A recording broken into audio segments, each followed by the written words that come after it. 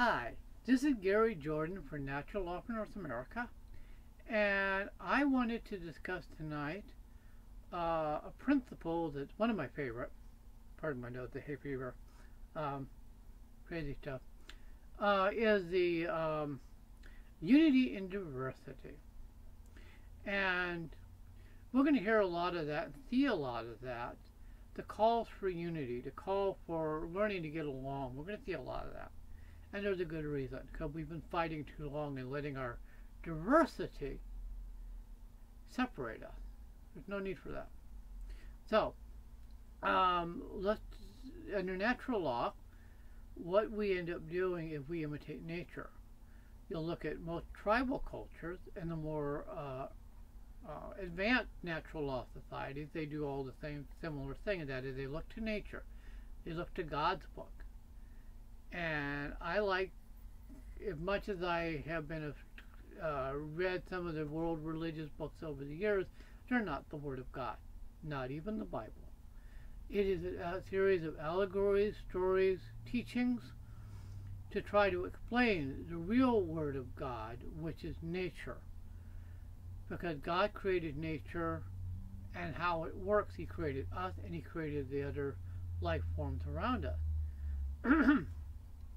In our Republic of Earth, we have Articles of Confederation.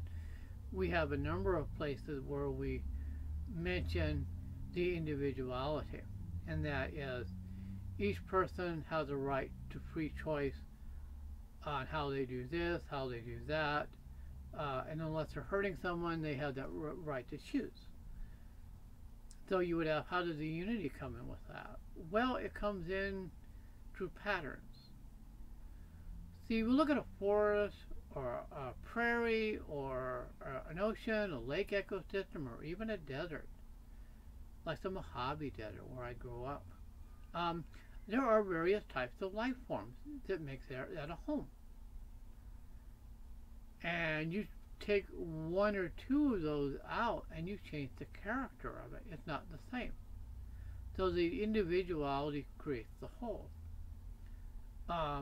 Now, you have example with the forest, you have the trees. You have some birds that are way on the top. You have some birds that are lower down in the middle. And then you got some even lower levels of a tree, depending on how tall the forest is. And they don't compete. They stay at their individual levels. That's their niche. Another way in which there's no competition and where the diversity is fostered is in day and night animals, and there are day animals like us. So then there's a relationship.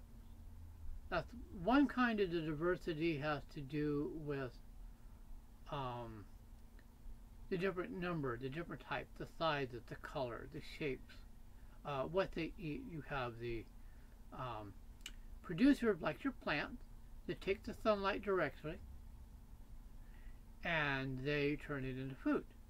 With the consumers eat the plant, and other consumers eat the first layer of animals, and you get the food web. But what they often don't mention is the decomposers.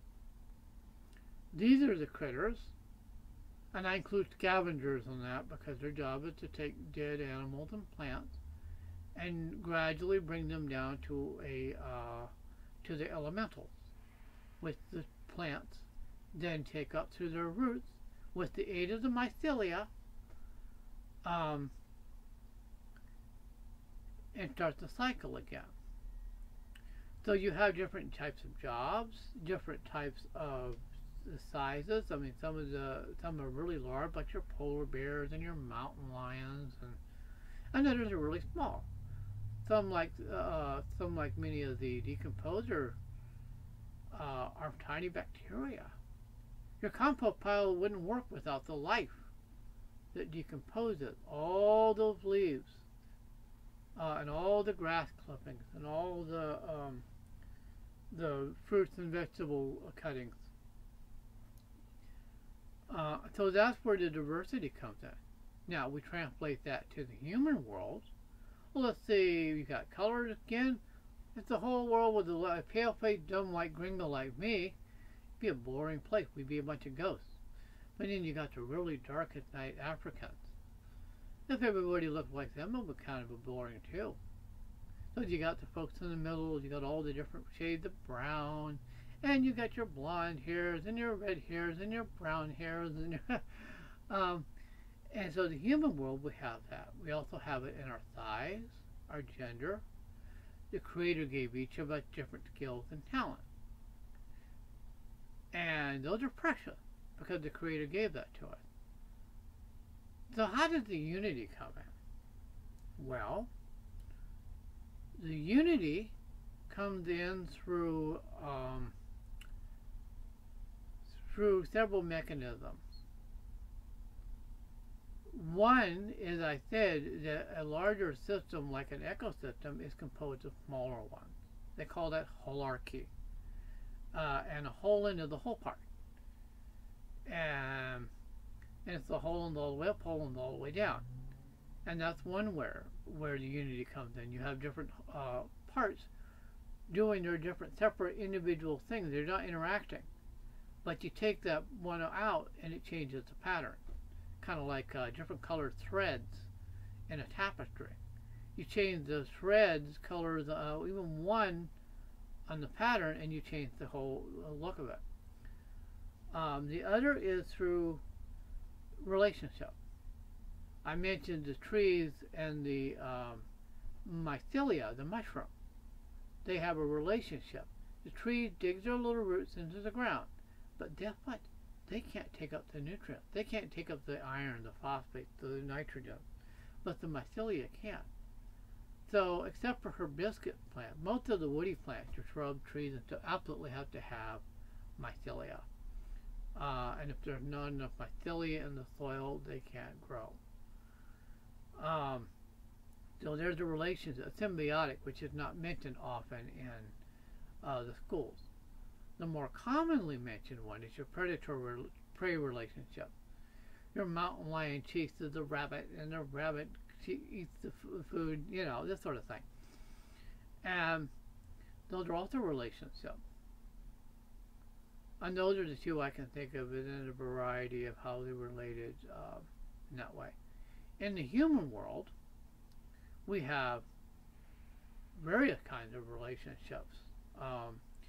Lots of symbiosis, more than we like to think about, because our TV, our books, our movies emphasize the competition. The dog-eat-dog world of Wall Street. This is what we're all supposed to aspire to. But if you really look at it, much of the world runs on symbiosis. What's a mommy without a child to raise? What's a child without a mommy to raise it? Him or her. Symbiosis. You have, in our human endeavors, you have the people that are masters at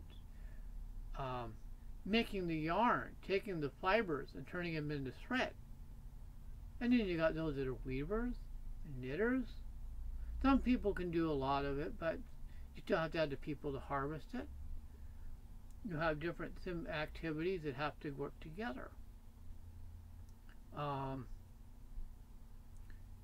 Ideally for the special needs, which is an area that I'm near to do because I'm legally blind, and I volunteered, and one of the with special needs kids and adults for a few years, and one of the things that saddened me the most is there was no emphasis on symbiosis, because it didn't look normal to these school districts, these public school districts, which are nothing more, I'm sorry to say, indoctrination zones. There was no symbiosis, so they didn't help retarded or blind students interact with normal students, because the fundamentalists particularly teach the normal students that it's their God-given right to beat the holy crap out of a child, or to put them down, or to belittle them because they don't drive a car. You know, so we foster this, but we look at nature, it's rare. Very rare do you actually see direct competition. Even with the predator-prey, if the predator is not hungry, you're not going to go chasing the rabbit.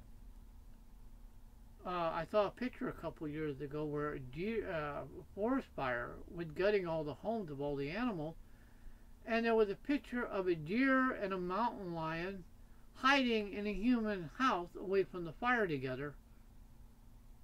There was no need for food. Everybody was running for their lives. So that's what symbiosis does. So there's very little competition in nature. And what there is strictly for survival. Unlike the human world where we're taught that competition is the best of the best. Top of the line. So that's how we translate it. So individual communities, what they'll likely do is they will likely look at their structures and ask, how do we imitate nature? How do we encourage the diversity that is part of life? I mean, think of all the species that we have, all the talents that there are, all the different ranges. That's diversity. And how do we have that diversity interact in a way that's non-competitive, that benefits the whole, while honoring that diversity? That is the challenge we have.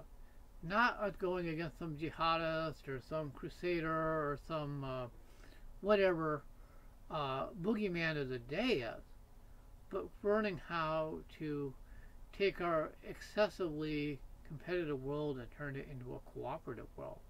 Because then we're imitating God. Because God's book in nature is all about cooperation, symbiosis, and interactions that are non-competitive. 9 times out of 10.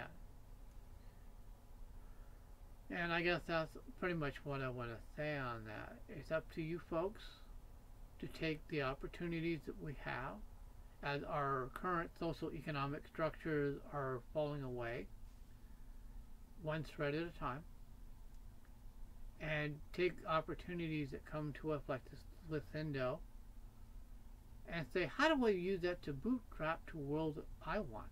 A world that I can be proud and joyful to pass on to the children, whether or not they're your own biological children, but to the next 7 generations. So that's the thought I want to leave you today. Unity in diversity. Have a great day.